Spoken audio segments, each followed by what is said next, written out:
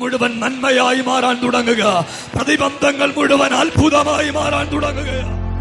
Holy Spirit rain, falling like a flood, break upon my praise as I sing of your love.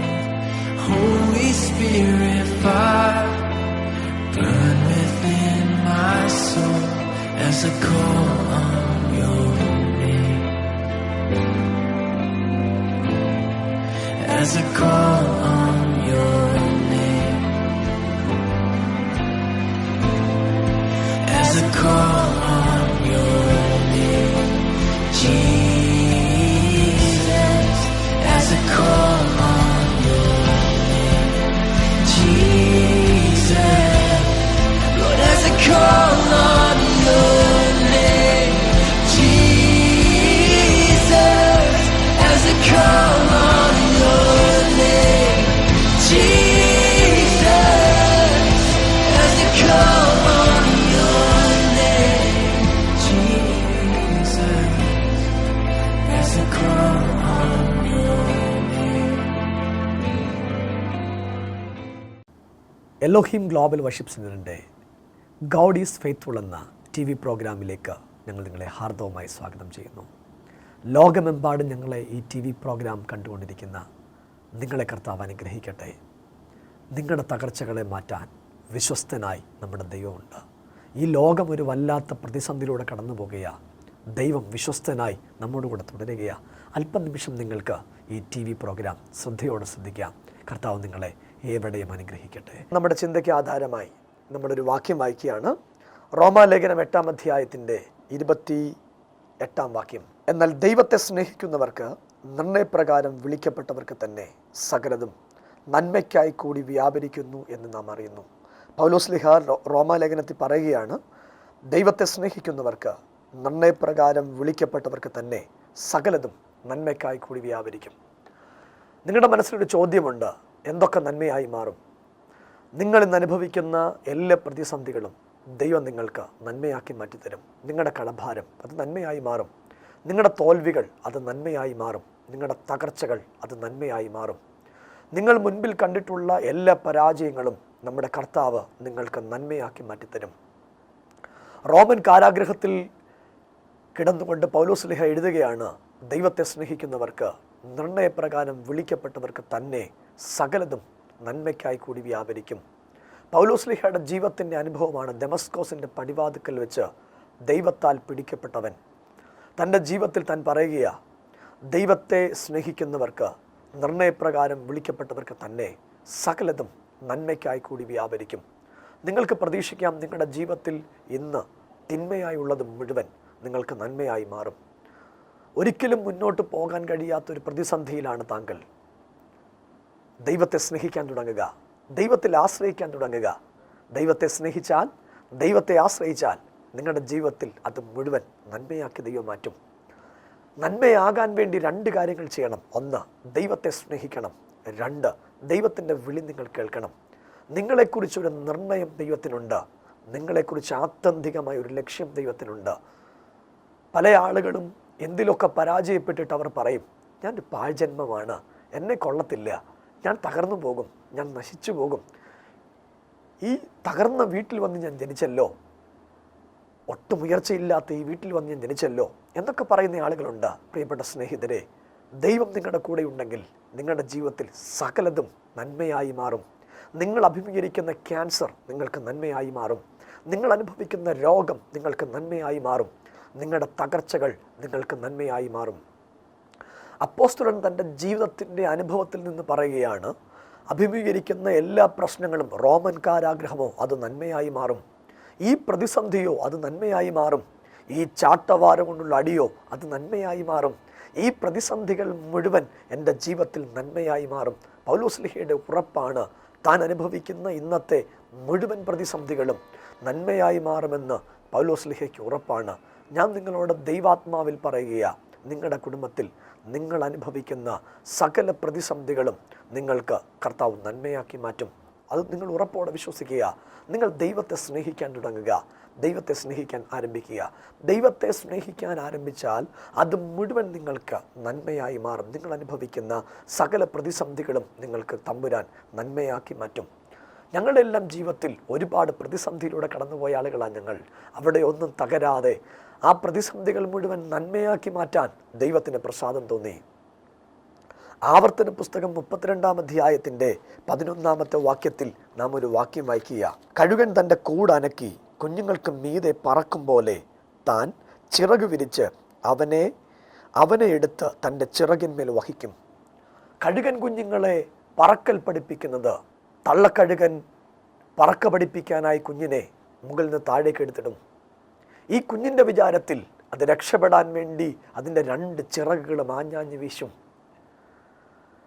താഴേക്ക് നിബദിക്കുകയാണ്. അടുത്ത സെക്കൻഡിൽ ഈ കഴുകൻ കുഞ്ഞ് നിലത്ത് വീണ് ശിഥിലമായി പോകും എന്നതിൻ്റെ മനസ്സിലൊരു ചിന്തയുണ്ട്.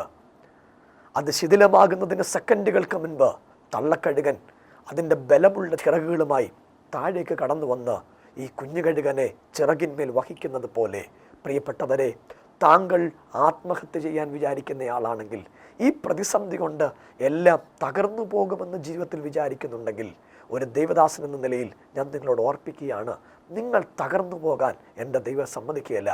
ദൈവത്തിൻ്റെ പ്രത്യേകത, കഴുകൻ തൻ്റെ കുഞ്ഞുങ്ങളെ പറക്ക പഠിപ്പിക്കുന്നത് പോലെ ഈ പ്രതിസന്ധികൾ മുഴുവൻ നിങ്ങളുടെ ജീവിതത്തിൽ ഒരു നന്മയായി മാറുകയാണ്. കഴുകൻ കുഞ്ഞ് ബലപ്പെടുകയാണ്. പിന്നീട് കഴുകൻ കുഞ്ഞിന് മനസ്സിലാകും, ഒരിക്കലും ഞാൻ തകരാൻ വേണ്ടിയല്ല. ഇരമ്യ പ്രവചനത്തിൽ പ്രവാചകനോട് ദൈവം പറയുകയാണ്, നീ കുശവൻ്റെ വീട്ടിലേക്ക് ചെല്ലുക. അവിടെ കുശവൻ കളിമണ്ണിന്മേൽ ചക്രത്തിന്മേൽ വേല ചെയ്തുകൊണ്ടിരിക്കുകയാണ്. എന്താണെന്നറിയണ്ടേ?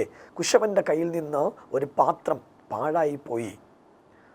കുശവൻ ഇഷ്ടമുള്ളതുപോലെ അവൻ്റെ മനസ്സിൽ തോന്നിയ മറ്റൊരു രൂപത്തിൽ അടുത്ത പാത്രമുണ്ടാക്കുന്നത് പോലെ നിങ്ങളുടെ ജീവിതം പാഴായിപ്പോയതായിരിക്കാം. എന്നോട് വ്യക്തിപരമായി നിരവധി ആളുകൾ പറഞ്ഞിട്ടുണ്ട്, എന്നെക്കൊണ്ട് ആർക്കും വേണ്ട, ഞാനൊരു പാഴ്ജന്മമാണ്, എന്നെക്കൊണ്ട് കൊള്ളത്തില്ല, ഞാനൊരു പാഴ്ജന്മമാണ്. പ്രിയരെ, നിങ്ങളൊരു പാഴ്ജന്മമല്ല.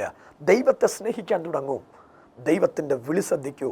നിങ്ങളുടെ ജീവിതം മുഴുവൻ മാറ്റിമറിക്കാൻ സർവശക്തനായ ദൈവത്തിന് സാധ്യമാണ്. വേദപുസ്തകം പറയുക, ദൈവത്തെ സ്നേഹിക്കുന്നവർക്ക്, നിർണയപ്രകാരം വിളിക്കപ്പെട്ടവർക്ക് തന്നെ സകലതും നന്മയ്ക്കായി കൂടി വ്യാപരിക്കും. നിങ്ങൾ ഇന്ന് അനുഭവിക്കുന്ന സകല തിന്മകളും നിങ്ങളുടെ ജീവിതത്തിൽ നന്മയായി മാറും. ദൈവത്തിന് പകരം ദൈവദാസനായിരുന്നു കൊണ്ട് ഞാൻ പറയുക, നിങ്ങൾ ഇന്ന് അനുഭവിച്ചു കൊണ്ടിരിക്കുന്ന നിങ്ങളുടെ തിന്മകളെ സർവശക്തനായ ദൈവം നന്മയാക്കി മാറ്റും. ഉൽപ്പത്തി പുസ്തകത്തിൽ യാക്കോബിൻ്റെ മകനായ യോസഫ് 17-ാമത്തെ വയസ്സിൽ സ്വഭവനത്തിൽ വെച്ച് ഒരു സ്വപ്നം കണ്ടു. പിറ്റേ പ്രഭാതത്തിൽ തൻ്റെ സഹോദരന്മാരോട് താൻ പറഞ്ഞു, ഇന്നലെ രാത്രി ഞാനൊരു സ്വപ്നം കണ്ടു. സ്വപ്നം ഇങ്ങനെയായിരുന്നു, നാം ഒരുമിച്ച് വയലിൽ കറ്റ കെട്ടിക്കൊണ്ടിരുന്നു. ആ സമയത്ത് എൻ്റെ കറ്റ എഴുന്നേറ്റ് നിന്നു. ബാക്കി കറ്റകൾ മുഴുവൻ എൻ്റെ കറ്റയെ നമസ്കരിക്കുന്ന ഒരു സ്വപ്നം ഞാൻ കണ്ടു. സഹോദരന്മാർക്ക് ഒട്ടും ഉൾക്കൊള്ളാൻ പറ്റാത്ത, പറഞ്ഞ ആ പറച്ചിൽ ഒട്ടും ഉൾക്കൊള്ളാൻ പറ്റാത്ത നിലയിൽ, നീ ഞങ്ങൾക്ക് രാജാവാകുമോ എന്ന് ഇത്യാദി കാര്യങ്ങൾ ചോദിച്ച് അവരിൽ നിരുത്സാഹപ്പെടുത്തുകയാണ്. ഒരു പക്ഷെ നിങ്ങൾ കണ്ട സ്വപ്നം ലോകത്തിൽ ആരും നിങ്ങളെ അംഗീകരിച്ചു എന്ന് വരില്ല, ലോകത്തിൽ ഒരാൾ പോലും നിങ്ങളെ അക്സെപ്റ്റ് ചെയ്തു എന്ന് വരികയില്ല. പക്ഷേ ദർശനം തന്നൊരു ദൈവം നിങ്ങൾക്ക് വേണ്ടി ജീവിക്കുന്നു, വെളിപ്പാട് തന്നൊരു ദൈവം നിങ്ങൾക്ക് വേണ്ടി ജീവിക്കുന്നു. യോസഫ് അടുത്ത പ്രഭാതത്തിൽ മറ്റൊരു സ്വപ്നം കാണുകയാണ്. സൂര്യനും ചന്ദ്രനും 11 നക്ഷത്രങ്ങളും തന്നെ നമസ്കരിക്കുന്ന ഒരു സ്വപ്നം കാണുകയാണ് യോസഫ് കാണുകയാ, ദർശനം കാണുകയാ. സൂര്യനും ചന്ദ്രനും 11 നക്ഷത്രങ്ങളും തന്നെ നമസ്കരിക്കുന്നൊരു സ്വപ്നം കാണുകയാ. ഈ സ്വപ്നം അവൻ സഹോദരന്മാരോടും പിതാവിനോടും അറിയിച്ചു. അവരവനെ നിരുത്സാഹപ്പെടുത്തുകയാണ് ചെയ്തത്. തക്കം പാർത്തിരുന്നു. അസൂയാലുക്കളായ സഹോദരന്മാർ തക്കം പാർത്തിരുന്നു തകർത്ത് കളയാൻ. ദർശനം തന്ന ദൈവം താങ്കളോട് കൂടെ ഉണ്ടെങ്കിൽ തകർത്ത് കളയാൻ നിൽക്കുന്ന സഹോദരന്മാരുടെ നടുവിലും അതും നന്മയ്ക്കാക്കി മാറ്റും. ഈ ഒരു അനുഭവത്തിലൂടെ കടന്നു പോകുന്ന നിരവധി ആളുകൾ എന്നെ കേൾക്കുന്നുണ്ട്. ദൈവാത്മാവിൽ ഞാൻ നിങ്ങളോട് പറയുക, നിങ്ങൾക്ക് സ്വപ്നം തന്ന, ദർശനം തന്ന ഒരു ദൈവം നമുക്ക് വേണ്ടി ജീവിക്കുന്നുണ്ട്. ആ സ്വപ്നം നിറവേറി വരും. അങ്ങനെ യോസഫിനെ സ്വന്തം സഹോദരന്മാർ തന്നെ പൊട്ടക്കുഴിയിലേക്ക് തള്ളിയിട്ടു. കൊല്ലാനായിരുന്നു ശ്രമം. പക്ഷേ ദർശനം കൊടുത്ത, സ്വപ്നം കൊടുത്തൊരു ദൈവം ഉയരത്തിൽ ജീവിച്ചിരിക്കുന്നത് കൊണ്ട് യോസഫിനെ കൊന്നുകളയാൻ കഴിഞ്ഞില്ല. ആ വഴിയായി കടന്നുപോയ മിഥ്യാനിയ കച്ചവടക്കാർക്ക് യോസഫിനെ വിറ്റുകളഞ്ഞു. അടിമച്ചങ്ങലയാൽ ബന്ധിക്കപ്പെട്ട് അടിമച്ചന്തയിൽ ഒരു വിൽപ്പന ചരക്കായി യോസഫ് ഇരിക്കുക. മനസ്സ് കത്തിക്കാളുകയാ. എന്തിനാ ഞാൻ ഇതൊക്കെ അനുഭവിക്കുന്നേ എന്ന് യോസഫിന് അറിയില്ല. യോസഫ് അനുഭവിച്ച ആ തിന്മകൾ മുഴുവൻ ദൈവം നന്മയാക്കി മാറ്റുകയാ. യഹോവ യോസഫിനോട് കൂടെ ഉണ്ടായിരുന്നത് കൊണ്ട് അവൻ കൃതാർത്ഥനായി. പ്രിയപ്പെട്ടവരെ, ദൈവം നിങ്ങളുടെ കൂടെ ഉണ്ടെങ്കിൽ നിങ്ങൾ കൃതാർത്ഥനാകും. 39 അധ്യായത്തിൻ്റെ 3-ാമത്തെ വാക്യം പറയുക, യഹോവ അവനോട് കൂടെ ഉണ്ടെന്നും അവൻ ചെയ്യുന്നതൊക്കെയും സാധിക്കുമെന്നും അവൻ്റെ യജമാനൻ കണ്ടു. എന്നെ കേൾക്കുന്ന പല ആളുകളും അവർ ചെയ്യുന്നതൊന്നും സാധിക്കുന്നില്ല. അവരെന്തിന് തുടക്കം കിട്ടിയാലും അത് തകർച്ചയിലേക്ക് വരികയാണ്. ഒരു പുതിയ കട തുടങ്ങി, അത് തകർച്ചയായിപ്പോയി. ജീവിതത്തിൽ എന്തിനാരംഭിച്ചാലും പഠിക്കാൻ തുടങ്ങി, പഠിക്കാൻ പറ്റുന്നില്ല. എന്താരംഭിച്ചാലും അത് തകർച്ചയിലേക്ക് പോകുന്ന നിരവധി ആളുകളുണ്ട്. വേദപുസ്തകം പറയുക, യഹോവ അവനോട് കൂടെയുണ്ടെന്നും അവൻ ചെയ്യുന്നതൊക്കെ സാധിക്കുമെന്നും അവൻ്റെ യജമാനൻ കണ്ടു. ദൈവത്തെ സ്നേഹിച്ചതുകൊണ്ടാണ് ആ വലിയ പ്രതിസന്ധിക്കകത്ത്, ഒറ്റപ്പെടലിനകത്ത് യോസഫ് പിടിച്ചു നിൽക്കുകയാണ്. യോസഫിനോട് ചോദിച്ചാൽ യോസഫ് പറയും, എനിക്ക് ദർശനം തന്ന, സ്വപ്നം തന്ന ഒരു ദൈവമുണ്ട്.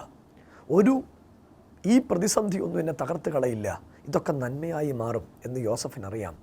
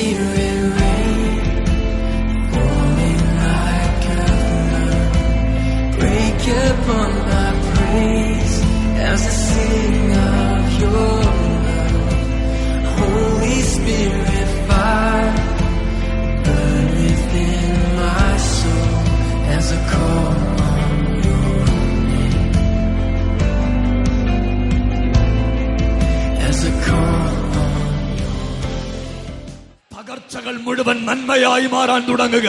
പ്രതിബന്ധങ്ങൾ മുഴുവൻ അത്ഭുതമായി മാറാൻ തുടങ്ങുക.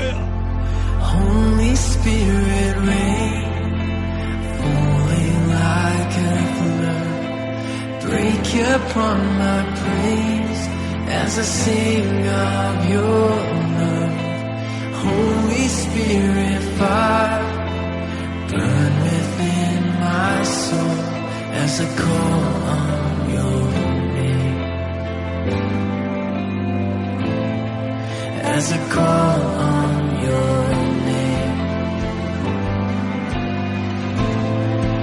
as I call on your name, Jesus, as I call on your name, Jesus, Lord, as I call on your name, Jesus, as I call on your name, Jesus, as I call on your name, Jesus, as I call on your name. Elohim global worship സെന്ററിൻ്റെ God is faithful എന്ന TV പ്രോഗ്രാമിലേക്ക് ഞങ്ങൾ നിങ്ങളെ ഹാർദവമായി സ്വാഗതം ചെയ്യുന്നു. ലോകമെമ്പാടും ഞങ്ങളെ ഈ TV പ്രോഗ്രാം കണ്ടുകൊണ്ടിരിക്കുന്ന നിങ്ങളെ കർത്താവ് അനുഗ്രഹിക്കട്ടെ. നിങ്ങളുടെ തകർച്ചകളെ മാറ്റാൻ വിശ്വസ്തനായി നമ്മുടെ ദൈവമുണ്ട്. ഈ ലോകം ഒരു വല്ലാത്ത പ്രതിസന്ധിയിലൂടെ കടന്നു പോകുകയാണ്. ദൈവം വിശ്വസ്തനായി നമ്മോട് കൂടെ തുടരുകയാണ്. അല്പനിമിഷം നിങ്ങൾക്ക് ഈ TV പ്രോഗ്രാം ശ്രദ്ധയോടെ ശ്രദ്ധിക്കാം. കർത്താവ് നിങ്ങളെ എവിടെയും അനുഗ്രഹിക്കട്ടെ. നമ്മുടെ ചിന്തയ്ക്ക് ആധാരമായി നമ്മളൊരു വാക്യം വായിക്കുകയാണ്. റോമാലേഖനം 8-ാം അധ്യായത്തിൻ്റെ 28-ാം വാക്യം. എന്നാൽ ദൈവത്തെ സ്നേഹിക്കുന്നവർക്ക് നിർണയപ്രകാരം വിളിക്കപ്പെട്ടവർക്ക് തന്നെ സകലതും നന്മയ്ക്കായി കൂടി വ്യാപരിക്കുന്നു എന്ന് നാം അറിയുന്നു. പൗലോസ്ലീഹ റോമാലേഖനത്തിൽ പറയുകയാണ്, ദൈവത്തെ സ്നേഹിക്കുന്നവർക്ക് നിർണയപ്രകാരം വിളിക്കപ്പെട്ടവർക്ക് തന്നെ സകലതും നന്മയ്ക്കായി കൂടി വ്യാപരിക്കും. നിങ്ങളുടെ മനസ്സിലൊരു ചോദ്യമുണ്ട്, എന്തൊക്കെ നന്മയായി മാറും? നിങ്ങൾ ഇന്ന് അനുഭവിക്കുന്ന എല്ലാ പ്രതിസന്ധികളും ദൈവം നിങ്ങൾക്ക് നന്മയാക്കി മാറ്റിത്തരും. നിങ്ങളുടെ കടഭാരം അത് നന്മയായി മാറും. നിങ്ങളുടെ തോൽവികൾ അത് നന്മയായി മാറും. നിങ്ങളുടെ തകർച്ചകൾ അത് നന്മയായി മാറും. നിങ്ങൾ മുൻപിൽ കണ്ടിട്ടുള്ള എല്ലാ പരാജയങ്ങളും നമ്മുടെ കർത്താവ് നിങ്ങൾക്ക് നന്മയാക്കി മാറ്റിത്തരും. റോമൻ കാരാഗൃഹത്തിൽ കിടന്നുകൊണ്ട് പൗലോസ്ലീഹ എഴുതുകയാണ്, ദൈവത്തെ സ്നേഹിക്കുന്നവർക്ക് നിർണയപ്രകാരം വിളിക്കപ്പെട്ടവർക്ക് തന്നെ സകലതും നന്മയ്ക്കായി കൂടി വ്യാപരിക്കും. പൗലോസ്ലീഹയുടെ ജീവിതത്തിൻ്റെ അനുഭവമാണ് ദമസ്കോസിൻ്റെ പടിവാതിക്കൽ വെച്ച് ദൈവത്താൽ പിടിക്കപ്പെട്ടവൻ. തൻ്റെ ജീവിതത്തിൽ താൻ പറയുകയാണ്, ദൈവത്തെ സ്നേഹിക്കുന്നവർക്ക് നിർണയപ്രകാരം വിളിക്കപ്പെട്ടവർക്ക് തന്നെ സകലതും നന്മയ്ക്കായി കൂടി വ്യാപരിക്കും. നിങ്ങൾക്ക് പ്രതീക്ഷിക്കാം, നിങ്ങളുടെ ജീവിതത്തിൽ ഇന്ന് തിന്മയായുള്ളത് മുഴുവൻ നിങ്ങൾക്ക് നന്മയായി മാറും. ഒരിക്കലും മുന്നോട്ട് പോകാൻ കഴിയാത്തൊരു പ്രതിസന്ധിയിലാണ് താങ്കൾ. ദൈവത്തെ സ്നേഹിക്കാൻ തുടങ്ങുക, ദൈവത്തിൽ ആശ്രയിക്കാൻ തുടങ്ങുക. ദൈവത്തെ സ്നേഹിച്ചാൽ, ദൈവത്തെ ആശ്രയിച്ചാൽ നിങ്ങളുടെ ജീവിതത്തിൽ അത് മുഴുവൻ നന്മയാക്കി ദൈവം മാറ്റും. നന്മയാകാൻ വേണ്ടി 2 കാര്യങ്ങൾ ചെയ്യണം. 1, ദൈവത്തെ സ്നേഹിക്കണം. 2, ദൈവത്തിൻ്റെ വിളി നിങ്ങൾ കേൾക്കണം. നിങ്ങളെക്കുറിച്ചൊരു നിർണയം ദൈവത്തിനുണ്ട്. നിങ്ങളെക്കുറിച്ച് ആത്യന്തികമായ ഒരു ലക്ഷ്യം ദൈവത്തിനുണ്ട്. പല ആളുകളും എന്തിലൊക്കെ പരാജയപ്പെട്ടിട്ട് അവർ പറയും, ഞാൻ പാഴ്ജന്മമാണ്, എന്നെ കൊള്ളത്തില്ല, ഞാൻ തകർന്നു പോകും, ഞാൻ നശിച്ചു പോകും, ഈ തകർന്ന വീട്ടിൽ വന്ന് ഞാൻ ജനിച്ചല്ലോ, ഒട്ടും ഉയർച്ചയില്ലാത്ത ഈ വീട്ടിൽ വന്ന് ഞാൻ ജനിച്ചല്ലോ എന്നൊക്കെ പറയുന്ന ആളുകളുണ്ട്. പ്രിയപ്പെട്ട സ്നേഹിതരെ, ദൈവം നിങ്ങളുടെ കൂടെ ഉണ്ടെങ്കിൽ നിങ്ങളുടെ ജീവിതത്തിൽ സകലതും നന്മയായി മാറും. നിങ്ങൾ അഭിമുഖീകരിക്കുന്ന ക്യാൻസർ നിങ്ങൾക്ക് നന്മയായി മാറും. നിങ്ങൾ അനുഭവിക്കുന്ന രോഗം നിങ്ങൾക്ക് നന്മയായി മാറും. നിങ്ങളുടെ തകർച്ചകൾ നിങ്ങൾക്ക് നന്മയായി മാറും. അപ്പോസ്തലൻ തൻ്റെ ജീവിതത്തിൻ്റെ അനുഭവത്തിൽ നിന്ന് പറയുകയാണ്, അഭിമുഖീകരിക്കുന്ന എല്ലാ പ്രശ്നങ്ങളും, റോമൻ കാരാഗ്രഹമോ അത് നന്മയായി മാറും. ഈ പ്രതിസന്ധിയോ അത് നന്മയായി മാറും. ഈ ചാട്ടവാരം കൊണ്ടുള്ള അടിയോ അത് നന്മയായി മാറും. ഈ പ്രതിസന്ധികൾ മുഴുവൻ എൻ്റെ ജീവിതത്തിൽ നന്മയായി മാറും. പൗലോസ്ലീഹയുടെ ഉറപ്പാണ്, താൻ അനുഭവിക്കുന്ന ഇന്നത്തെ മുഴുവൻ പ്രതിസന്ധികളും നന്മയായി മാറുമെന്ന് പൗലോസ്ലീഹയ്ക്ക് ഉറപ്പാണ്. ഞാൻ നിങ്ങളോട് ദൈവാത്മാവിൽ പറയുകയാണ്, നിങ്ങളുടെ കുടുംബത്തിൽ നിങ്ങൾ അനുഭവിക്കുന്ന സകല പ്രതിസന്ധികളും നിങ്ങൾക്ക് കർത്താവ് നന്മയാക്കി മാറ്റും. അത് നിങ്ങൾ ഉറപ്പോടെ വിശ്വസിക്കുക. നിങ്ങൾ ദൈവത്തെ സ്നേഹിക്കാൻ തുടങ്ങുക, ദൈവത്തെ സ്നേഹിക്കാൻ ആരംഭിക്കുക. ദൈവത്തെ സ്നേഹിക്കാൻ ആരംഭിച്ചാൽ അത് മുഴുവൻ നിങ്ങൾക്ക് നന്മയായി മാറും. നിങ്ങൾ അനുഭവിക്കുന്ന സകല പ്രതിസന്ധികളും നിങ്ങൾക്ക് തമ്പുരാൻ നന്മയാക്കി മാറ്റും. ഞങ്ങളുടെ എല്ലാം ജീവിതത്തിൽ ഒരുപാട് പ്രതിസന്ധിയിലൂടെ കടന്നുപോയ ആളുകളാണ് ഞങ്ങൾ. അവിടെ ഒന്നും തകരാതെ ആ പ്രതിസന്ധികൾ മുഴുവൻ നന്മയാക്കി മാറ്റാൻ ദൈവത്തിന് പ്രസാദം തോന്നി. ആവർത്തന പുസ്തകം 32-ാം അധ്യായത്തിൻ്റെ 11-ാമത്തെ വാക്യത്തിൽ നാം ഒരു വാക്യം വായിക്കുക. കഴുകൻ തൻ്റെ കൂടനക്കി കുഞ്ഞുങ്ങൾക്ക് മീതെ പറക്കും പോലെ താൻ ചിറക് വിരിച്ച് അവനെ എടുത്ത് തൻ്റെ ചിറകിന്മേൽ വഹിക്കും.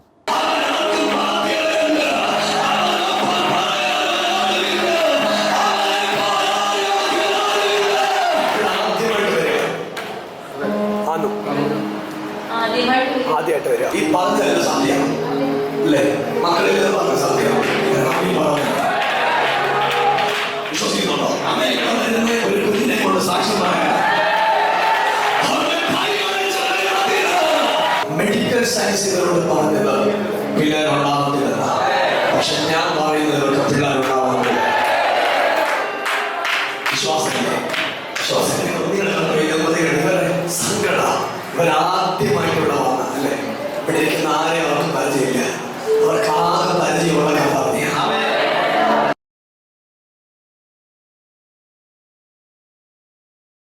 എൻ്റെ പേര് സജു. ഞാൻ കുറിയിൽ നിന്ന് വരുന്നു. എൻ്റെ മാതാപിതാക്കൾക്ക് ഞങ്ങൾ 2 മക്കളാണ്. ഞാൻ മൂത്ത മകനാണ്. 6-ാം ക്ലാസ്സിൽ പഠിക്കുമ്പോൾ ഞാൻ പുകവലി ആരംഭിച്ചു.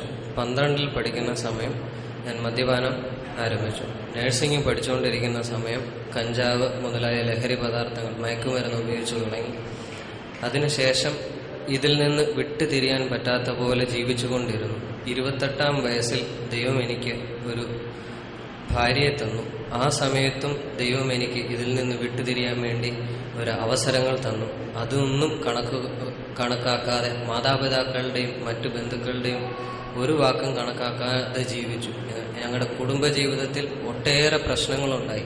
ഭാര്യയെ തല്ലുക, മദ്യപിച്ച് തല്ലുക, അങ്ങനെയുള്ള പല പല കാര്യങ്ങളുണ്ടായി. ഡൈവോഴ്സിൻ്റെ വക്കിൽ വരെ എത്തി. ഭാര്യയെ തല്ലുന്ന കൂട്ടത്തിൽ എൻ്റെ കൈയുടെ ഷോൾഡർ ഊരിപ്പോയി.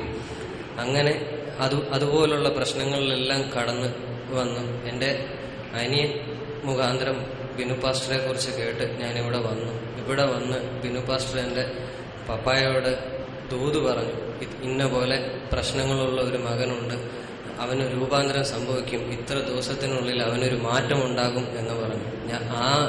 അന്ന് ആ ഞായറാഴ്ചത്തെ ആ യോഗത്തിന് ശേഷം ഇതുവരെ ഞാൻ ഒരു ലഹരി പദാർത്ഥങ്ങളോ ഒന്നും ഞാൻ ഉപയോഗിച്ചിട്ടില്ല. ദൈവം എനിക്കൊരു മാറ്റം തന്നു. എൻ്റെ ജീവിതത്തിലെ ഒരു സാക്ഷ്യമാണിത്. എൻ്റെ ജീവിതം തന്നെ ഒരു സാക്ഷ്യമാകട്ടെ എന്ന് പ്രാർത്ഥിക്കുന്നു. പിന്നെ കഞ്ചാവ് വലിക്കാൻ ടെൻഡൻസി ഉണ്ടായിട്ടില്ല? ഇല്ല. പുകവലിക്കണം തോന്നിയിട്ടില്ല? ഇന്ന് സമാധാനമുണ്ട്. തീർച്ചയായിട്ടും. ഈ സഹോദരി തന്റെ ജീവിതത്തിൽ തനിക്ക് ദൈവം ചെയ്ത ഉപകാരങ്ങളെ കുറിച്ച് ഒരു 2 വാക്ക് നമ്മളോട് പറയുന്നതാണ്.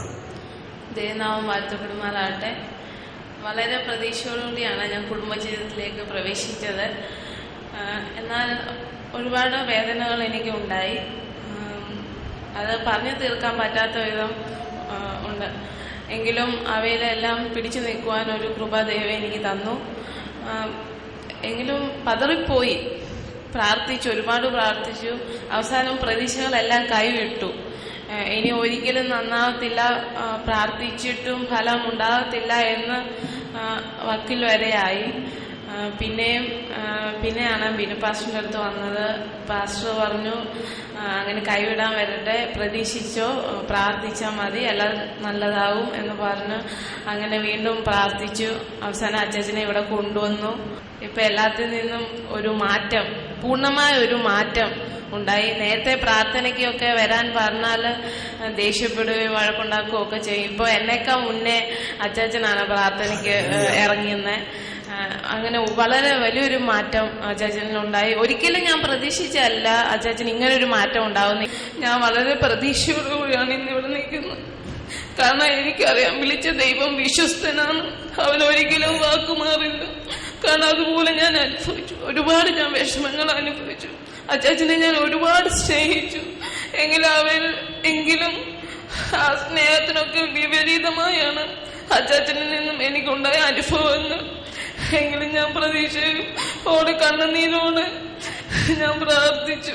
എത്ര നന്ദി പറഞ്ഞാലും മതിയാവില്ല. ഇവരും എത്ര പറഞ്ഞാലും തീരാത്ത വിധം ദൈവം എന്നെ ഒരുപാട് അനുഗ്രഹിച്ചു. ദൈവത്തിന് ഞാൻ ഒരുപാട് നന്ദി പറയുന്നു. പ്രിയപ്പെട്ടവരെ, ഒരു കുടുംബത്തിൽ ലഹരി പദാർത്ഥം വന്നാൽ എന്തൊക്കെയാണ് പ്രതിസന്ധി എന്നതിന്റെ തെളിവാണ് ഈ കൊച്ചു ചെറുപ്പക്കാരൻ. അവന്റെ ചെറുപ്രായത്തിൽ അവന്റെ ജീവിതത്തിൽ അവൻ മദ്യപാനം ആരംഭിച്ചു. വെറുക്കത്തിലൂടെ അവന്റെ ജീവിതം താറുമാറായിപ്പോയി. ദൈവത്തിന്റെ കരുണയാൽ തമ്പുരാൻ 1 സെക്കൻഡ് കൊണ്ട് ഈ ചെറുപ്പക്കാരനെ വിടുവിച്ച് ദൈവമഹത്വത്തിലേക്ക് നടത്തി.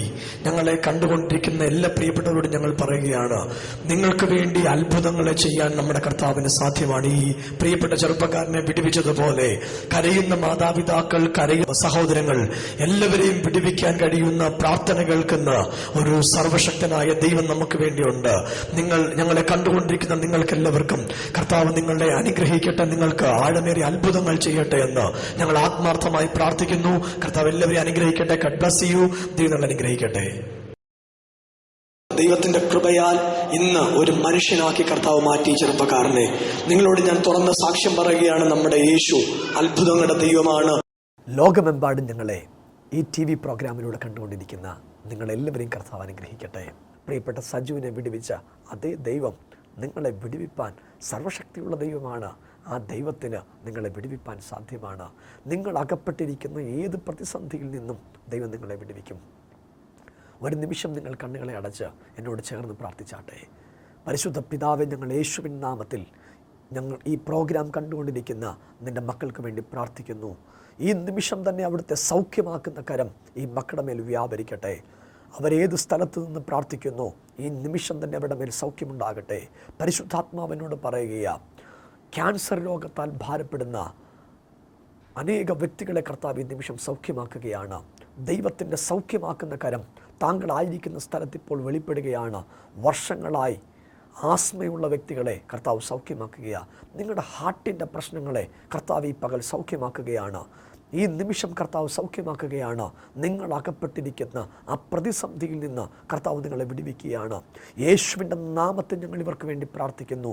ഇവരിന്ന് അകപ്പെട്ടിരിക്കുന്ന സകല പ്രതിസന്ധിയിൽ നിന്നും കർത്താവ് ഇവരെ വിടുവിക്കുന്നതിന് നന്ദി. കർത്താവെ, തലമുറകളില്ലാതെ ഭാരപ്പെടുന്നവരെ യേശുവിൻ നാമത്തിൽ ഞങ്ങൾ വർദ്ധിപ്പിച്ച് പ്രാർത്ഥിക്കുന്നു. രോഗികൾ സൗഖ്യമാകട്ടെ എന്ന് കൽപ്പിക്കുന്നു. ശാപഗ്രസ്തരായ കുടുംബങ്ങൾ അനുഗ്രഹത്തിലേക്ക് വരട്ടെ. ഇവരുടെ കൂടാരം അത്ഭുതമായി മാറട്ടെ. യേശുവിൻ നാമത്തിൽ ഞങ്ങൾ ഇവരെ അനുഗ്രഹിക്കുന്നു. യേശുവിൻ നാമത്തിൽ തന്നെ. Garh bless you. ദൈവം നിങ്ങളെ അനുഗ്രഹിക്കട്ടെ. അടുത്ത ആഴ്ച ഇതേ സമയം ഈ ചാനലിലൂടെ നമുക്ക് ഒരുമിച്ച് കാണാം.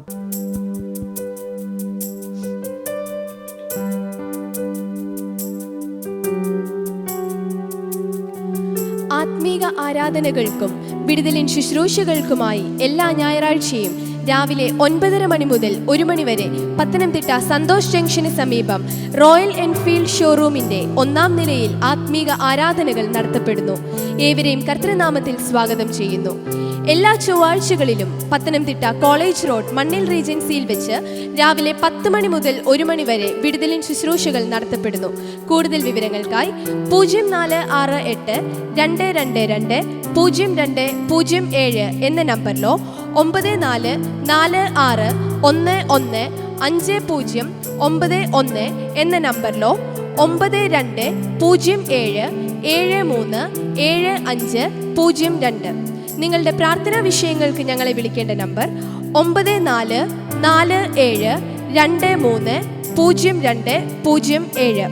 Our website address www.elohimgwc.com.